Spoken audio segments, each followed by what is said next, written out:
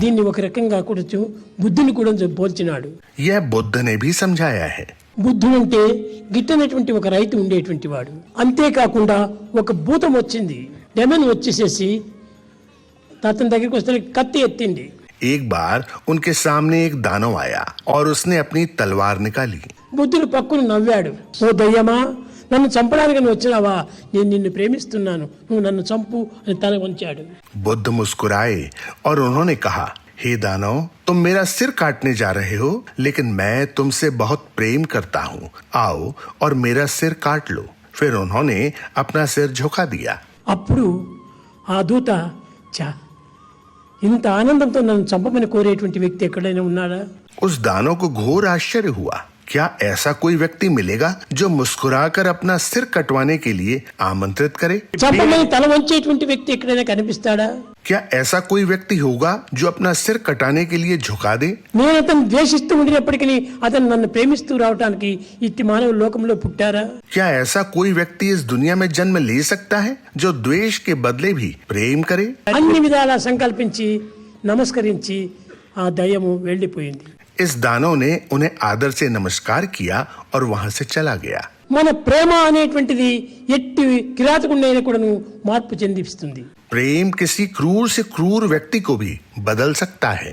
మనలో వచ్చేటువంటి కిరాతక బుద్ధులన్నీ కూడాను మన యొక్క భావములే, పుట్టినటువంటి యొక్క దుర్గుణముల యొక్క ప్రతిబింబంలే. दुष्टता और कुछ नहीं बल्कि केवल बुरे भावों का प्रतिबिंब मात्र है. ఇవన్నీ కూడాను మంచి కానీ చెడ్డ కానీ రిఫ్లెక్షన్, రియాక్షన్, రీసౌండ్లే. भला और बुरा केवल प्रतिबिंब, प्रतिक्रिया और प्रतिध्वनि मात्र हैं. కనుకనే మనము ఈ రిఫ్లెక్షన్, రియాక్షన్, రీసౌండ్ కు ఏమాత్రము లొంగకుండా నిరంతరము ప్రేమ చేత నవ్వుతూ ఉంటుండు.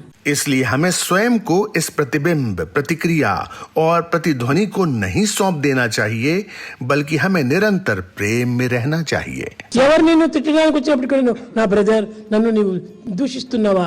దూషణ కాదు ఇది, నాకు భూషణ నేను అను. कोई तुम्हें पीड़ा दे सकता है, तुम पर आरोप लगा सकता है, पर तुम मुस्कुराते रहो और ऐसा सोचो कि यह विद्वेष नहीं है बल्कि एक आभूषण है.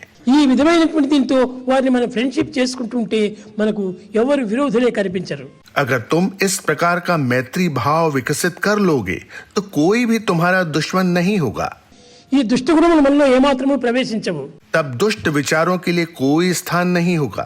ఈ విధమైనటువంటి మార్గాన్ని నిరూపించి వివేకానందుడు అనేక మందికి ఆ రకమైనటువంటి యొక్క ప్రబోధనలు సలుపుతూ వచ్చాడు. ये वो पवित्र मार्ग है जो विवेकानंद ने बताया और उस पर चलना सिखाया. ఈ వివేకానందులో రావడానికి మూల కారణం ఏమిటి? विवेकानंद के प्रादुर्भाव का मूल कारण क्या था? నిరంతరం కూడా తాను చింతిస్తూ వచ్చేటువంటి వాడు. वे निरंतर चिंतन करते रहते थे. నా గురూజీ నాకు నిరంతరం కూడా ప్రేమ ప్రేమ ప్రేమ ప్రేమ ప్రేమ అనేటువంటి పదములే నా యొక్క హృదయంలో పలికిస్తూ ఉన్నాడు. वे हमेशा चिंतन करते रहते थे कि उनके गुरुजी ने उन्हें प्रेम प्रेम प्रेम प्रेम का पाठ पढ़ाया है. అది ఏ నాకు ఉపదేశము. यही मेरे गुरुजी का संदेश है. ఆ ప్రేమతత్వాన్ని నేను పెంచుకుంటాను. मुझे इसी प्रेम को विकसित करना है. నేను కూడా ప్రేమమయుడైనాను.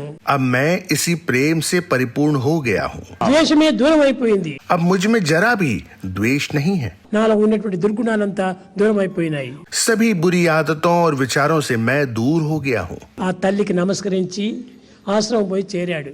और उन्होंने अपनी माता को नमस्कार किया और आश्रम चले गए. అక్కడికి వెళ్ళి రామకృష్ణుడు బోధించినటువంటి బోధనలన్నీ కూడాను తన యొక్క పవిత్రమైన మార్గమునకు ఒక సోపానములుగా భావించాడు.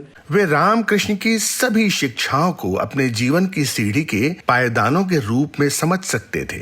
కనుక మనలో వచ్చేటువంటి దుర్గుణములు, దురాచారములు, దుష్టబుద్ధులు మనలో ప్రవేశించేది కేవలం మధ్యలో చేరినవే కానీ ఇది పుట్టుకతో వచ్చినటువంటివి కాదు. दुर्गुण, बुरे विचार और दुष्ट भाव जीवन के आरंभ से नहीं होते बल्कि जीवन के मध्य में आते हैं. ఇవి మధ్యలో వచ్చిపోయేటువంటివి మాత్రమే. ये मध्य में आते हैं और चले जाते हैं. ఇది కేవలం పాసింగ్ క్లౌడ్స్. ये गुजरते हुए बादलों की तरह होते हैं. ఈ పాసింగ్ క్లౌడ్స్ కోసం మనం బెదిరిపోయి అదిరిపోవటం కారణం కాదే. हमें इन गुजरते हुए बादलों की ना तो चिंता करनी चाहिए और ना ही इनसे भयभीत होना चाहिए। దీనికి ఏమాత్రము కూడా మనం బెదిరిపోకూడదు, तुम्हें लेश मात्र भी भयभीत होने की आवश्यकता नहीं है। అదరకూడదు।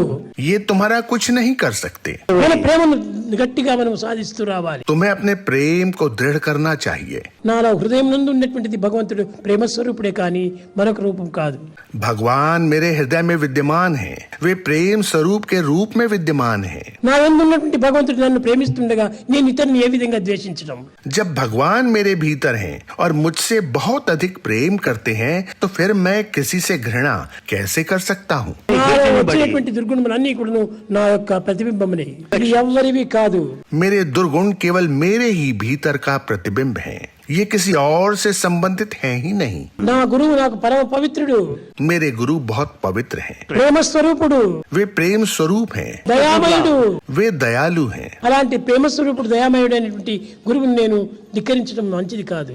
ऐसे प्रेम स्वरूप दयालु गुरु की अवज्ञा करना मेरे लिए कतई उचित नहीं है। అని తలుచుకుంటూ తనలో ఉన్నటువంటి దుర్గుణాలను హతమార్చుకుంటూ इस प्रकार नरेंद्र ने अपने समस्त दुर्गुणों को दूर कर दिया।